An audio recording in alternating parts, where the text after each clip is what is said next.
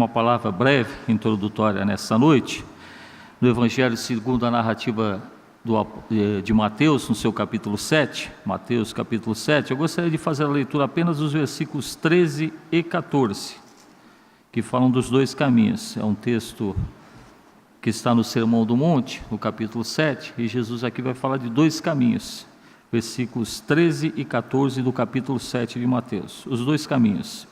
Entrai pela porta estreita, porque larga é a porta e espaçoso o caminho que conduz à perdição, e muitos são os que entram por ela. Porque estreita é a porta e apertado o caminho que leva à vida, e poucos há que a encontrem. Amém. Glorificado seja o nome de Jesus. Nessa parte aqui do Sermão do Monte, onde Jesus Cristo está anunciando aquela multidão, que haveriam duas portas, ou seja, dois caminhos.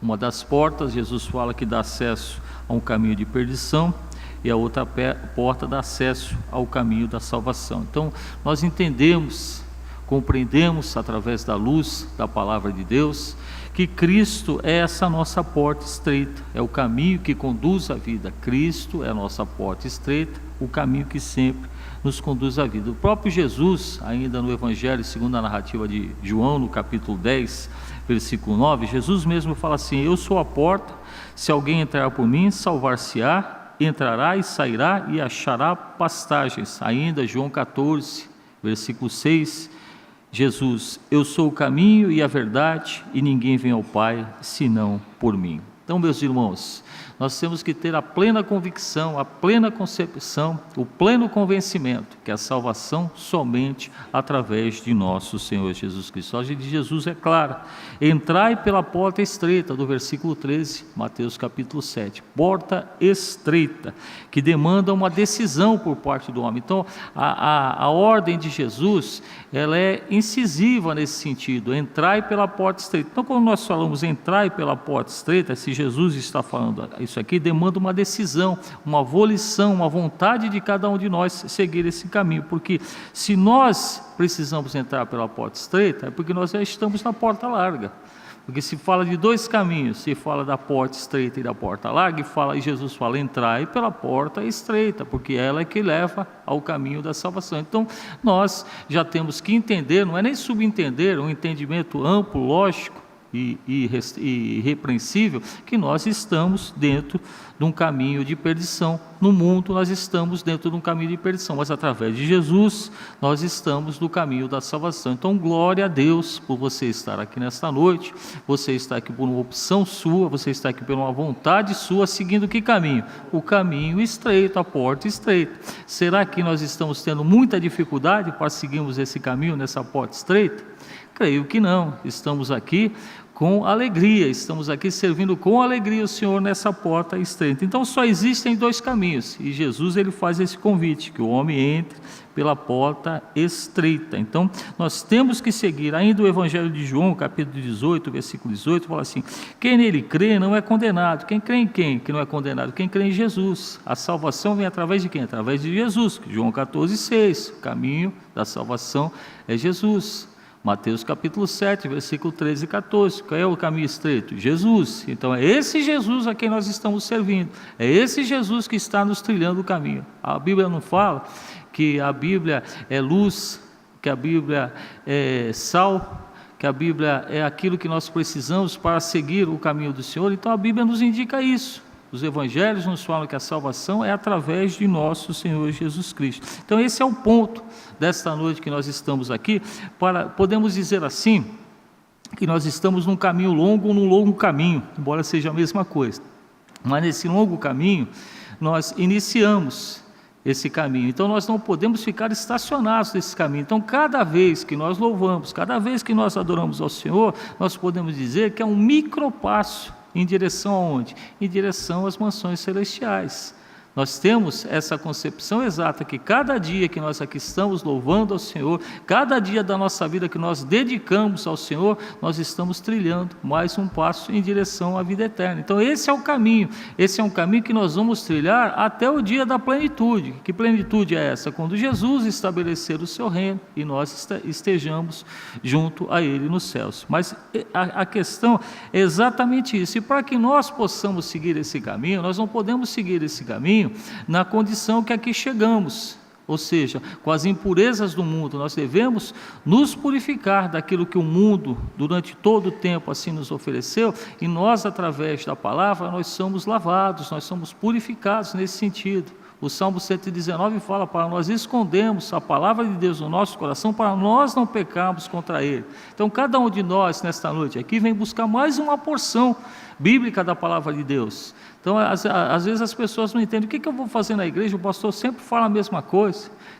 que Deus amou o mundo de tal maneira que deu seu Filho unigênito para que todo aquele que nele crê não pereça, mas tenha vida eterna. Mas o pastor fala sempre isso. Mas por que fala isso? Porque nós precisamos solidificar a palavra de Deus. Fala isso nesse sentido assim, que eu falei de maneira comum, mas nós sabemos que as citações são bem maiores do que essa. Nós exortamos a questão da salvação, mas nós também exortamos a questão da justiça de Deus. Então cada fortalecimento, cada porção bíblica que nós absorvemos, que nós realmente guardamos no coração, isso faz com que nós sejamos crentes maduros. Não somos mais crentes imaturos. Então o que faz com que as pessoas percam o caminho da salvação? A imaturidade. Nós não podemos ser crianças, nós não podemos ser sempre crianças que precisam ser amamentadas. Uma criança, eu estava vendo a irmã ali atrás, a irmã Jaqueline, amamentando o pequeno Samuel. Então o pequeno Samuel, nessa parte da vida, ele precisa ser amamentado, mas daqui a um pouco ele vai crescer e ele mesmo já vai se alimentar sozinho. No passar da vida, ele mesmo vai se sustentar. Então nós, como crentes, também nesse sentido. O que nós estamos fazendo aqui nessa noite? A palavra não fala que a fé vem pelo ouvir e ouvir a palavra de Deus? Então nós queremos aumentar a nossa fé. Tem irmãos que pensam que já chegaram no nível máximo da fé. Não, eu já estou no nível máximo da fé, não preciso mais ser solidificado na fé. Triste fim seria esse. Triste fim seria esse. O rei Saul, ele caiu nesse sentido. Ele achou que ele já sabia tudo. Deus mandou ele destruir os amalequitas, tudo. Ele achou que não, que havia coisas boas ali que ele contestou a palavra de Deus. Então as pessoas, quando se colocam numa questão de fé absoluta, não, a minha fé é absoluta, a minha fé é suprema em todos os sentidos, cheguei no ápice da fé, caem. A palavra fala que a soberba precede a ruína. A altivez precede a ruína, a humildade. Por que Jesus lavou os pés dos seus discípulos? Para eles entenderem que há necessidade de humildade. Então a humildade é nós reconhecemos. Eu citei hoje durante a escola bíblica que nós vivemos apenas pela graça, pela misericórdia, do amor de Deus. Então eu citei que nós vivemos na instrução, ou seja, na orientação através do amor do Espírito Santo. Primeiro ponto que nós não podemos esquecer. Nós vivemos através do amor que o Espírito Santo tem por cada um de nós na instrução, na orientação. Nós vivemos pelo amor de Deus que nos sustenta. Irmão, se você está aqui nesta noite é porque o amor de Deus te sustentou. Então nós estamos aqui nesta noite porque o amor de Deus nos sustenta. E o terceira aplicação de amor, amor de Jesus que nos guarda. Então o amor de Jesus Cristo nos guarda. Através do seu sacrifício nós somos guardados de uma condenação eterna e tivemos a oportunidade de fazer a sua opção, esse caminho estreito, que para muitos é difícil, mas eu espero que todos aqui nesta noite tenham a agradabilidade de estar seguindo esse caminho estreito. Esse caminho que muitas vezes nós vamos cair, muitas vezes nós vamos levantar.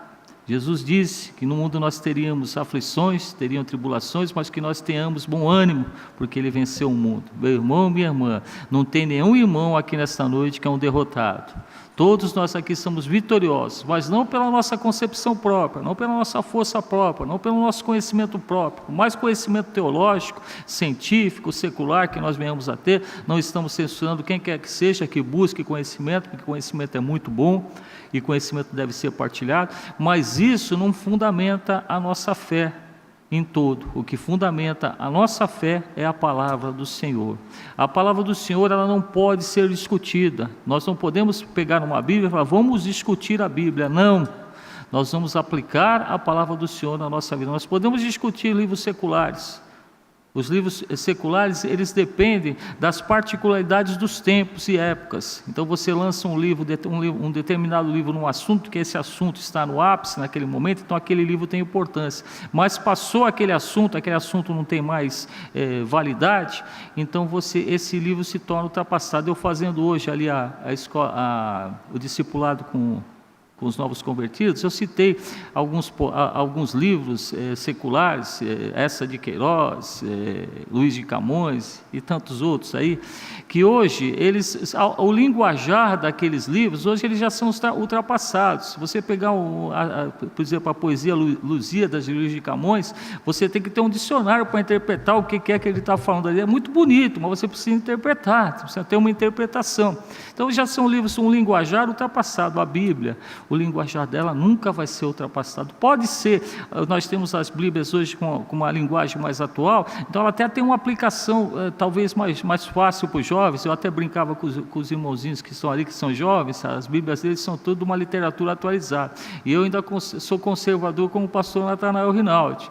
Ele gostava da Bíblia tradicional. Mas isso não muda o conteúdo da palavra e a verdade absoluta, que é a palavra de Deus. Usando as palavras do missionário Eric, a Bíblia é a face impressa de Deus. Então esse aqui é o retrato, a foto de Deus impressa através disso que nós lemos aqui, que é a Bíblia Sagrada, palavra inerrante, palavra infalível, imutável e eterna para aquele que crê na salvação através de nosso Senhor Jesus Cristo. Eu espero que todos os irmãos que estão aqui nesta noite conheçam essa verdade absoluta, não uma verdade parcial que o mundo às vezes tenta te oferecer, mas a verdade absoluta, que Jesus é o caminho, é a porta estreita, é esse que nós temos que trilhar. Se por acaso você chegou aqui nesta noite com uma dúvida, se por acaso você chegou aqui e você nem conhecia esse caminho, eu espero que hoje, através da palavra, o Espírito Santo queime o teu coração e que você possa reconhecer, eu quero sair do caminho largo e eu quero entrar nesse caminho estreito, nessa porta estreita e seguir a Jesus, que me dará o caminho para a salvação eterna. Amém? Que Deus te abençoe grandemente, que você possa nesta noite adorar ao Senhor em espírito e verdade e sair daqui fortalecido na fé em nosso Senhor Jesus Cristo. Amém?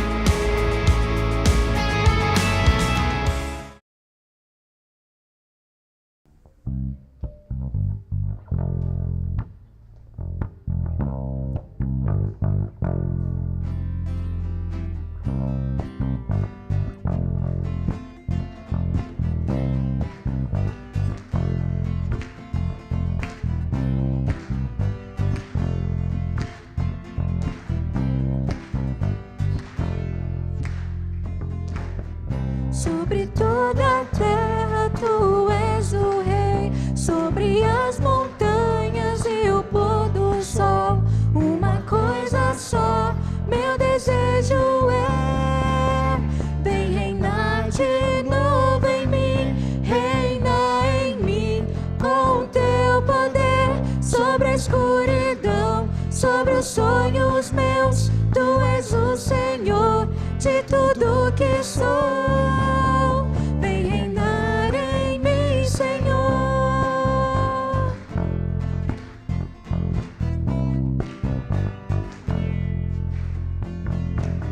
Sobre o meu pensar, tudo que eu falar, faz-me refletir a beleza que há em ti. Tu és para mim mais que tudo aqui. Vem reinar de novo em mim, reina em mim com teu poder sobre a escuridão, sobre os sonhos meus. Tu és o Senhor de tudo que sou.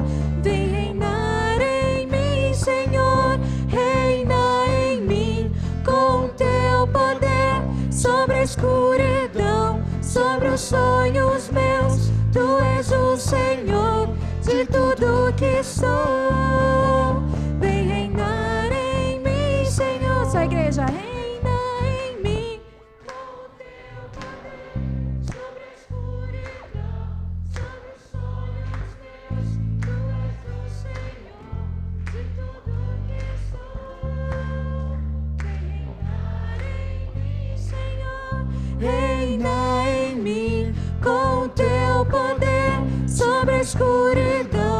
sobre os sonhos meus. Tu és o Senhor de tudo que sou. Vem reinar em mim, Senhor.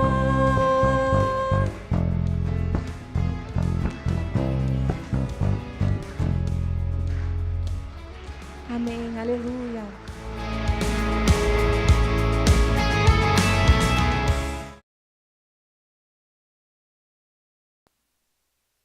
A paz do Senhor, irmãos. Gostaria que os irmãos, com as suas Bíblias, abrissem 2 Crônicas, capítulo 7, verso 14.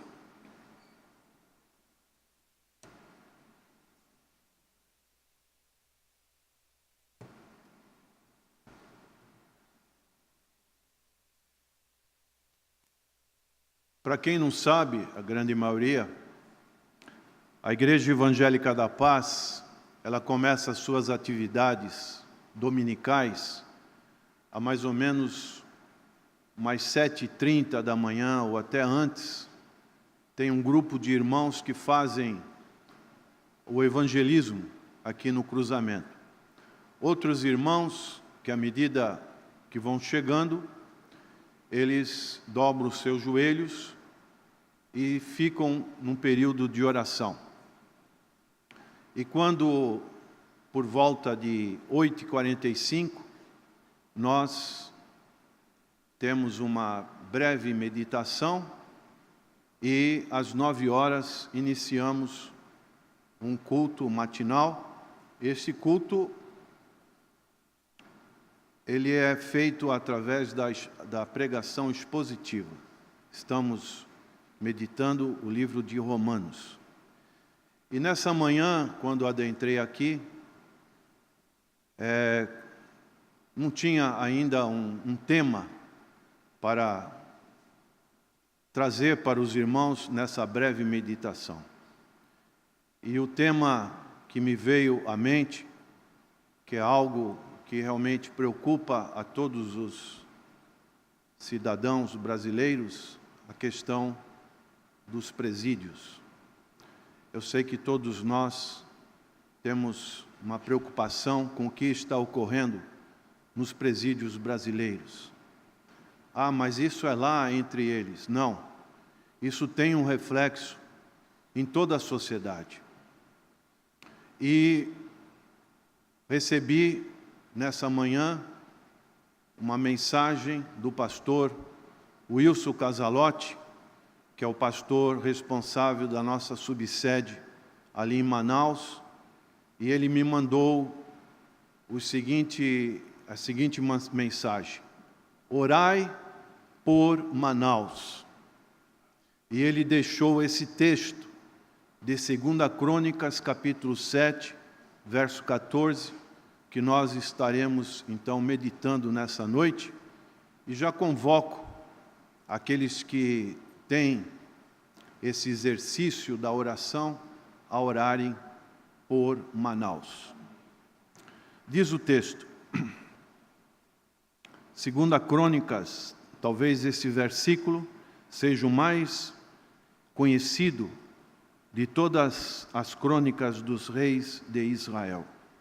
E se meu povo, que se chama pelo meu nome, se humilhar e orar, e buscar a minha face, e se converter dos seus maus caminhos, então eu ouvirei dos céus, perdoarei os seus pecados e sararei a sua terra. Você confia nisso? Amém.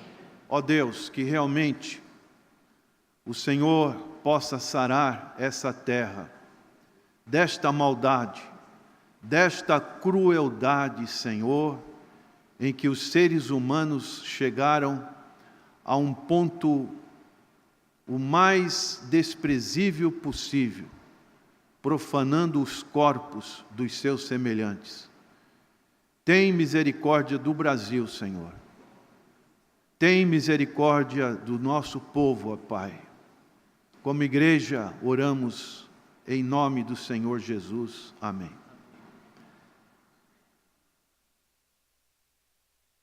Aqui nesse capítulo 7, nós podemos dizer que foi o período de tempos de refrigério para Israel. Foi o período, com certeza, o período melhor na história de Israel. O templo agora estava concluído. Davi tinha deixado todas as incumbências, as plantas, os recursos, e Deus tinha estabelecido que o seu filho Salomão seria aquele que seria o edificador, o construtor. A nação atingiu o seu ápice. A construção do templo é considerada uma das maiores obras da antiguidade, da história da antiguidade. Uma das 7 obras maiores foi a construção do templo. Hoje o templo não existe mais. O templo foi destruído no ano 70 por imperador Tito, romano. Mas Israel está dominando essa terra. E existem projetos desse templo ser novamente reerguido. Dizem os experts que já existe a planta desse novo templo, que será um lugar, não esse templo que foi construído aqui em São Paulo, no Brás, né? Mas será um templo onde o chamado anticristo irá fazer uma aliança com Israel. E aqui, nesse capítulo, nós vemos, e acabando Salomão de orar, no verso 1, desceu fogo do céu, e consumiu o holocausto e os sacrifícios, e a glória do Senhor encheu a casa. Foi uma manifestação singular da presença de Deus. Deus estava como que dizendo: olha, o que vocês fizeram tem a minha aprovação. Vocês fizeram algo que deixou o meu coração contente, alegre. E nós também, na época, na nossa geração, queremos deixar o coração de Deus contente. Queremos deixar com que Ele nos visite. Queremos ter tempos de refrigério. Agora, tudo que é colocado nesse capítulo 7, nós vemos que apesar das visitações da presença de Deus, existiam requisitos que Deus deixou. Por exemplo, o contexto desse verso 14 diz: e se eu cerrar os céus e não houver chuva, ou se ordenar aos gafanhotos que consumam a terra, ou se enviar a peste entre o meu povo.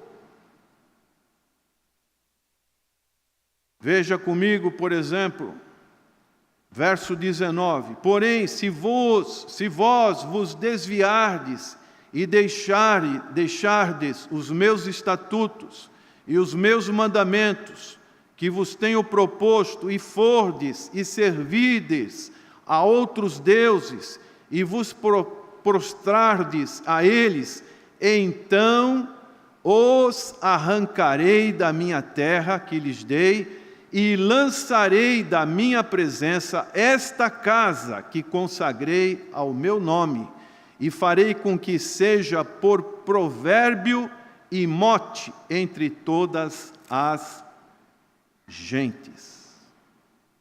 E isso ocorreu. Ocorreu mais do que uma vez. Primeiro veio o cativeiro babilônico. E depois veio o imperador Tito e destruiu o templo que foi erguido por Salomão. Essa situação é uma situação em que nós devemos extrair não somente o melhor desse texto, mas também ficarmos alertas para com o que nós estamos fazendo com a nossa vida espiritual. Se houver uma mudança, Deus, Ele dá a sua disciplina, dá o seu julgamento. E isso não é nada agradável. Nós podemos ler um texto que está em Atos, capítulo 3, no início da igreja primitiva, no verso 19, o apóstolo Pedro, fazendo o seu discurso no templo, depois de que Pedro e João curaram um aleijado, diz assim, em Atos 3,19: arrependei-vos, pois, e convertei-vos, para que sejam apagados os vossos pecados, e venham assim os tempos do refrigério pela presença do Senhor. Tempos de refrigério, tempos que muitas das vezes a igreja passa, mas muitas das vezes vem situações no meio do povo do Senhor, pode vir apostasia, pode vir falsos ensinos, e dessa maneira cria um clima árido no meio do povo do Senhor. Isso é comum, porque em 1 Timóteo, capítulo 3, o apóstolo Paulo fala a respeito disso. Em 2 Timóteo, em 2 Tessalonicenses, capítulo 2, verso 3, também o apóstolo fala sobre isso, que nos últimos dias alguns apostatarão da fé. E quando acontece isso, esses tempos que deveriam ser tempos agradáveis, são tempos de luta.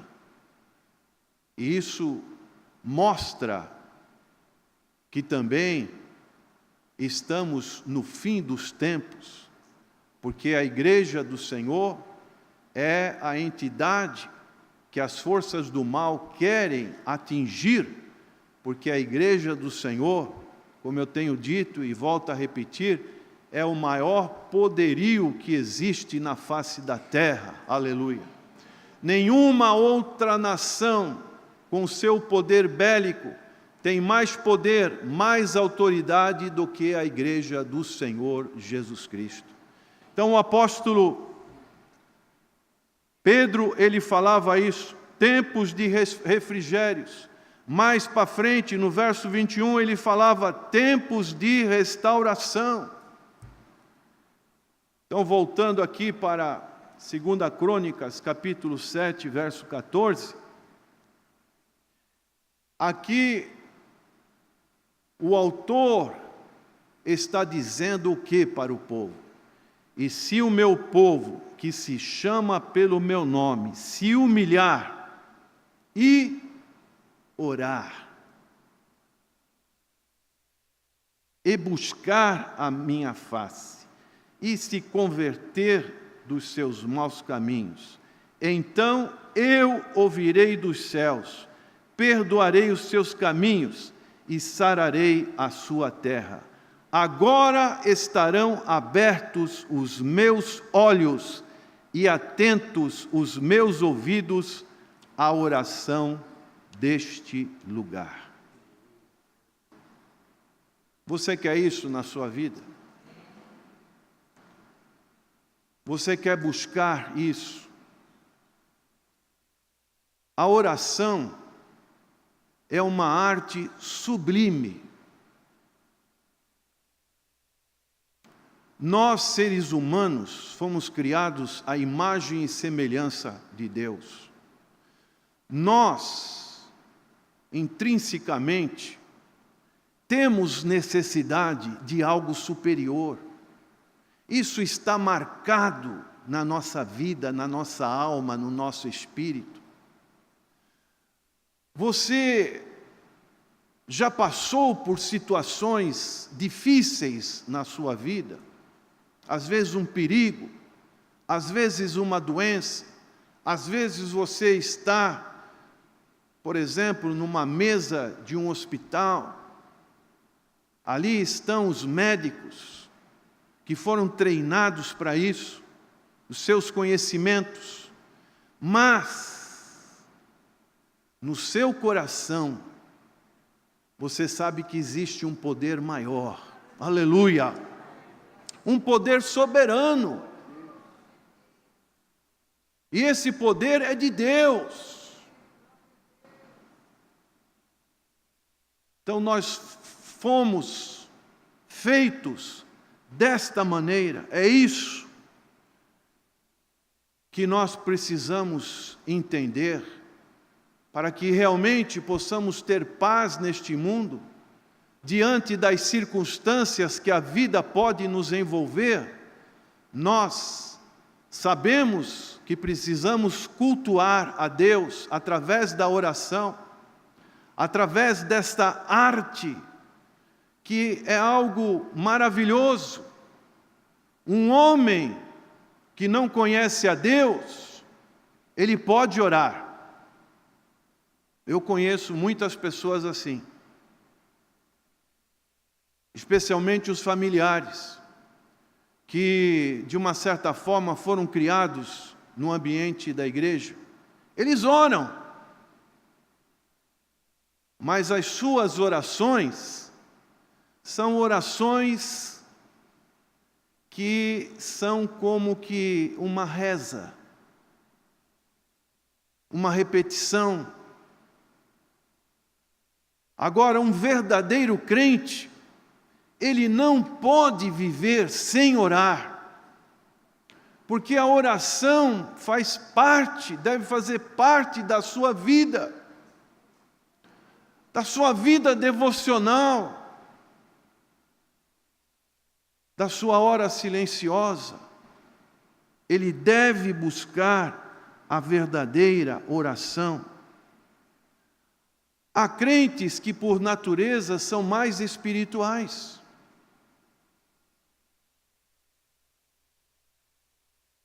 Buscam mais a Deus. Isso faz parte da personalidade de cada um de nós, da experiência que nós temos com Deus, daquilo que Deus representa nas nossas vidas. Mas temos que entender o seguinte, que a oração é um aprendizagem, a oração é uma necessidade, é o que Salomão está dizendo aqui: se meu povo que se chama pelo meu nome se humilhar e me buscar e orar, oh aleluia, o Senhor vai dar resposta. O Senhor não fica impassível,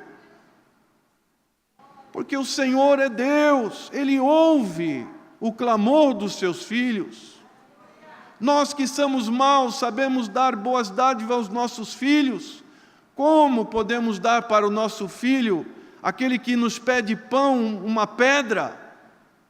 Ninguém faz isso. Quanto mais Deus, o Senhor Jesus disse, vos dará tão grandes coisas.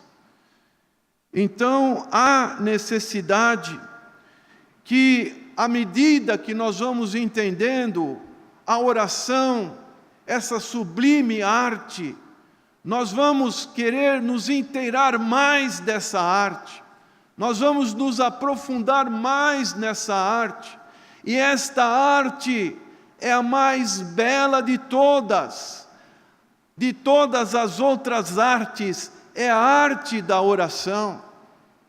Então, prezados irmãos, diante de circunstâncias que nós estamos vivendo no Brasil, circunstâncias difíceis, que nós sabemos que os governos estão totalmente sem condições de resolver, Por mais dinheiro que se coloque, e se colocaram muito dinheiro ali, nós vemos que isso não resolveu nada. E eu imagino como está essa população de Manaus e a população lá de Boa Vista, em Roraima, uma população apreensiva. E nós, como brasileiros, temos essa responsabilidade diante de Deus. É um clamor que este pastor mandou para mim.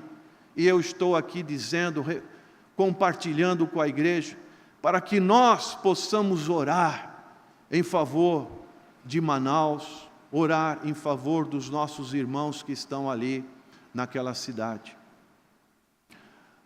Essa arte da oração é uma arte difícil. É uma arte onde encontramos poucos mestres que falam sobre a oração. Você já viu alguns mestres falar de oração?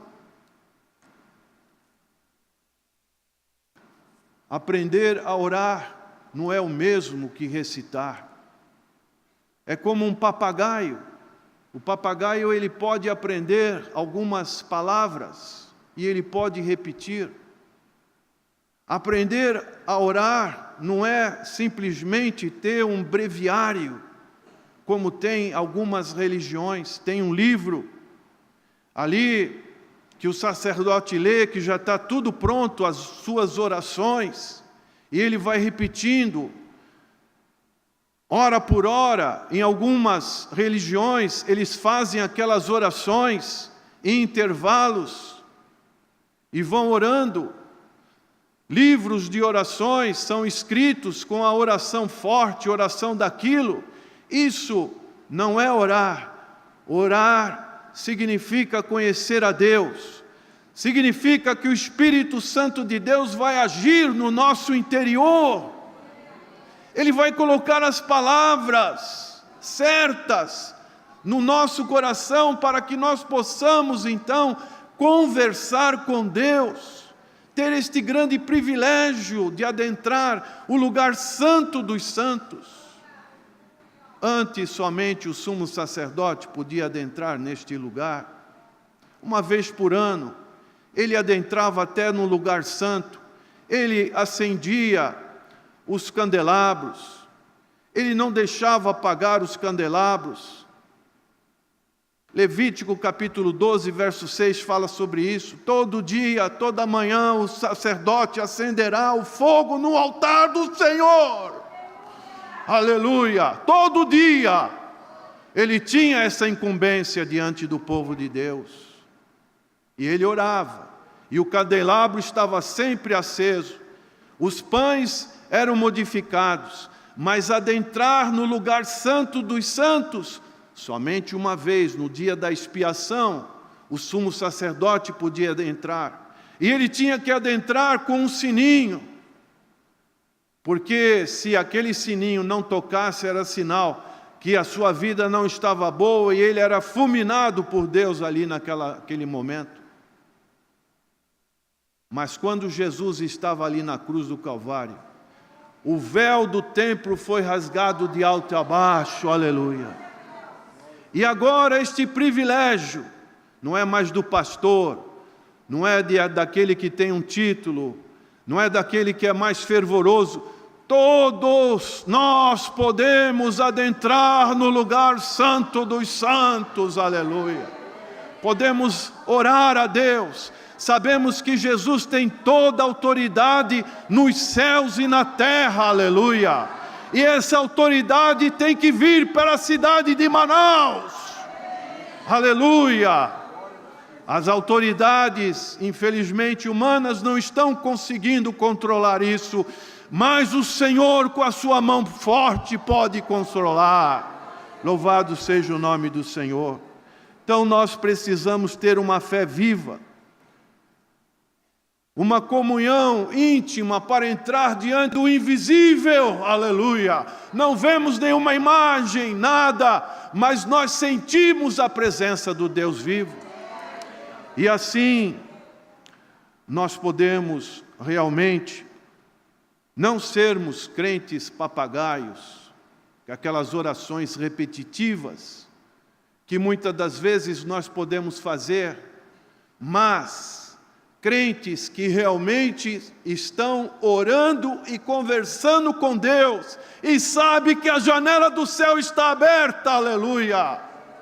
Não existe nenhum impedimento, nenhum bloqueio que possa interferir nas nossas orações, porque o nosso sumo sacerdote é o Senhor Jesus Cristo, e Hebreus 7:25 diz que Ele está à direita do Pai e intercede por nós, porque Ele passou pelas mesmas dificuldades que nós passamos. Então, a arte de orar é algo difícil. Eu sei que não é fácil. Você, às vezes, acordar de madrugada, o sono vem, mas o Espírito Santo te impulsiona para orar, e você diz assim para você mesmo: eu vou orar, mas eu vou ficar aqui com a minha cabecinha aqui no travesseiro. Não é assim? Vou ficar aqui numa posição, não, é para dobrar o joelho, é buscar a presença do Senhor, aleluia. A arte de orar é algo divino. Nós somos alfabetizados, aprendemos a ler, a escrever. Hoje as crianças têm um aprendizagem tão fácil nas informáticas da vida. Os mais idosos já têm mais dificuldades. Da mesma maneira, nós precisamos entender que orar é uma arte que precisa ser aprendida, é uma arte divina, é uma arte de muito valor. Podemos admirar um grande músico, um grande cantor, um espetáculo, como essa pessoa conseguiu isso, mas lembra-se disso, a arte mais bonita que Deus quer que você faça é quando você está de joelhos diante da presença dEle. O coração de Deus se alegra. Aleluia! E isso nós podemos ver no exemplo do apóstolo Paulo. Veja comigo, Efésios capítulo 6, quando Paulo está falando das lutas espirituais, ele diz assim, orando, Efésios 6:18, orando em todo tempo, olha só, em todo tempo, com toda oração e súplica no Espírito, e vigiando nisso, com toda perseverança e súplica por todos os santos, e por mim, para que me seja dada, no abrir da minha boca, a palavra com confiança, para fazer notório o mistério do Evangelho, pelo qual sou embaixador em cadeias, para que possa falar dele livremente, como me convém falar. Essa é a arte que Deus quer criar em nós, a verdadeira arte, algo difícil, algo divino e também algo que é penoso. Orar é coisa penosa, eu sei que não é fácil. Eu vejo esses trabalhadores que estão aqui fazendo o VLT, e eu fico imaginando, nós que estamos acostumados com o ar-condicionado, né? Estamos acostumados a trabalhar em ambiente climatizado, e eu olho para essas pessoas com aquelas roupas grandes, protegidas, eu fico olhando para aquelas pessoas e fico pensando, Senhor, como essas pessoas conseguem trabalhar nesse sol a pique? Que resistência, Quantas vezes eles precisam parar para hidratar o seu corpo? Eu fico a imaginar. A oração é a mesma coisa. Aleluia! Não pense que é fácil. Orar é algo penoso. A nossa natureza humana não quer. Eu vejo as irmãs orando ali no início do culto, como elas estão concentradas. Mas é um grupinho. Já pensou se fosse toda a igreja? Aleluia! Toda a igreja chegasse antes e dobrasse os joelhos, buscassem a presença do Senhor. Já pensou se em casas se reunissem para orar, para buscar a presença do Senhor? Que maravilha seria a igreja! Oh, aleluia! É algo muito penoso. Lembro-me de Jacó, quando estava para receber a visita do seu irmão. Esaú vinha com 400 cavaleiros. Como ele viria? Viria vingativo? Viria para matar Jacó? E o que aconteceu naquela madrugada, no vale de Jaboque? Jacó começou a orar, aleluia, a buscar o Senhor. Orou, e de repente apareceu um homem, um anjo na sua frente, e ele lutou com o anjo. Nós não estamos acostumados a lutar fisicamente, mas podemos imaginar o que é uma luta. Gasta-se energia, um rola para cá, o outro dá soco para cá. A Bíblia fala que ele lutou com o anjo. E quando estava para amanhecer, o anjo teve que dar um golpe na sua coxa, para que ele soltasse o anjo.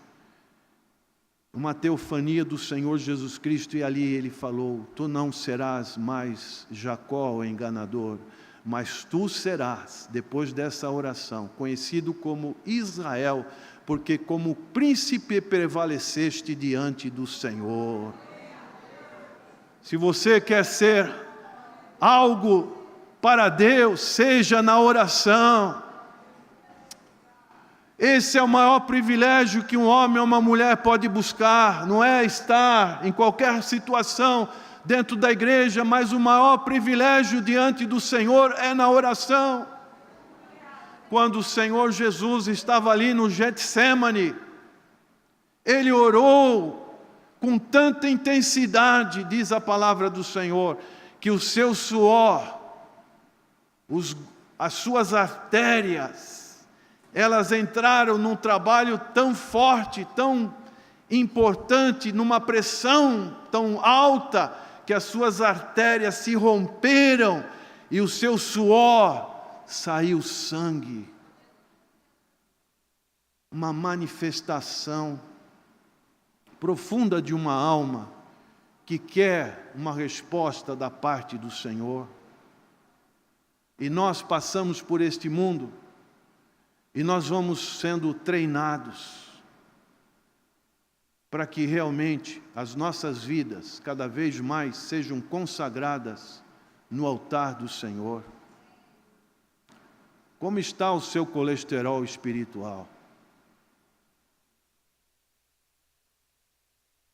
Como está o seu colesterol espiritual? Quando nós temos um problema no sangue, o médico nos receita uns remédios, mas sempre ele também coloca: olha, é bom você fazer um exercício. Não é assim? Você deve fazer uma caminhada, você deve fazer isso, fazer aquilo. A mesma coisa na vida espiritual. Nós vamos acumulando gorduras espirituais nas nossas vidas. Essas gorduras espirituais são toxinas que estão matando a nossa alma. E se nós não nos humilharmos e buscarmos a presença do Senhor, é perigoso. É muito perigoso. Então, precisamos nos exercitar mais na oração. Eu disse na quinta-feira que crente que ora, ele sabe fazer qualquer coisa. E uma das coisas que ele não faz é dar problema na igreja. Eu nunca vi crente orando que trouxe problema para a igreja. Então, irmãos, é momento de orar. E se meu povo, que se chama pelo meu nome, se humilhar e orar e buscar a minha face e se converter dos seus maus caminhos, então eu ouvirei dos céus, perdoarei os seus pecados e sararei a sua terra. Agora estarão abertos os meus olhos e atentos os meus ouvidos à oração deste lugar. Porque agora escolhi e santifiquei esta casa, para que o meu nome esteja nela perpetuamente, e nela estarão fixos os meus olhos e o meu coração todos os dias. Vamos ficar de pé? Vamos orar? Vamos orar pelo Brasil. Vamos orar pela cidade de Manaus. Vamos orar pelos presos. Pessoas que são colocadas nas cadeias, e nós sabemos, não é algo que ninguém, não é desconhecido, mas é a realidade. Ou você entra numa facção, ou você entra noutra. Não tem escolha. Eu quero ficar neutro. Não existe isso. Lá é a lei da cadeia essa. Ou você está do nosso lado, ou está do outro. Então é isso, irmãos. Pessoas ali que deixaram, por exemplo, de pagar uma pensão alimentícia. Pessoas ali que cometeram um furto. Coisas que são relativamente simples. Pessoas boas entraram nessa situação toda. Vamos orar. Senhor, misericórdia, misericórdia. Nos humilhamos diante do Senhor, porque isso está acontecendo no nosso país, Senhor. Um país que é idólatra, um país que busca os prazeres mundanos, um país que é corrompido, Senhor, na sua estrutura. Ó Deus, tem misericórdia, Senhor, deste país. Ó Senhor, dá um livramento, Senhor, para esta nação brasileira, que o povo brasileiro possa se arrepender, que o povo das tuas igrejas possam se humilhar, orar por essa situação que está ocorrendo, Senhor. Oh Jesus, nessa realidade dos nossos dias, nos noticiários, uma hora morre 56, depois 20 e tantos, mais 5. Ó Deus, como isso vai acontecer? Pessoas inocentes, familiares, estão sendo vitimados, Senhor, por essa situação. E nós, Senhor, temos a arma poderosa da oração. Então, Senhor, ó Deus, que a tua igreja volta-se para o Senhor e começa a orar, e começa a clamar, e começa a jejuar, Senhor, para que este quadro, Senhor, tão cruel, que profana os corpos humanos, Senhor, seja, ó Deus, parado. Ó Deus, que haja uma restauração, que haja tempos de refrigério, Senhor. Ó Deus, nesta nação, Senhor. Ó, ali na cidade de Manaus, na cidade de Boa Vista, Senhor. Abençoa os nossos irmãos que estão ali, Guarda, Senhor, os teus servos. Ó Senhor, que possamos nos lembrar nas nossas orações daqueles teus servos.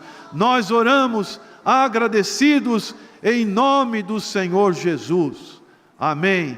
E graças a Deus.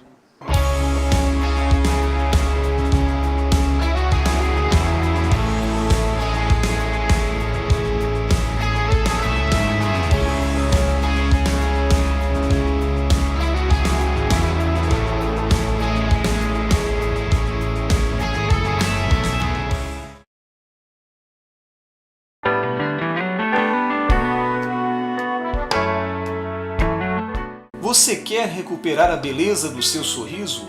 Estão faltando dentes em sua boca? Sua prótese não está mais funcionando? Você não consegue mastigar direito? Precisa remover dentes impactados? Seus dentes estão amarelos? Então venha conhecer a Rinaldi Odonto. Tem estacionamento próprio? Você poderá contar com uma agradável cordialidade na recepção, excelente pré-atendimento, avaliação e procedimentos personalizados com os doutores Natan e Natanael Rinaldi. Processos de implantes, extrações e cirurgias são feitas com aparelhos de última geração. Nossa satisfação aqui na Rinaldi Odonto é ver você feliz, com seu sorriso sempre bonito e saudável. Venha conhecer as nossas clínicas. Acesse www.rinaldiodonto.com.br. Telefones: Clínica 1 3233 2540, Clínica 2 3203 2464. Na Rinaldi Odonto você recupera a beleza do seu sorriso.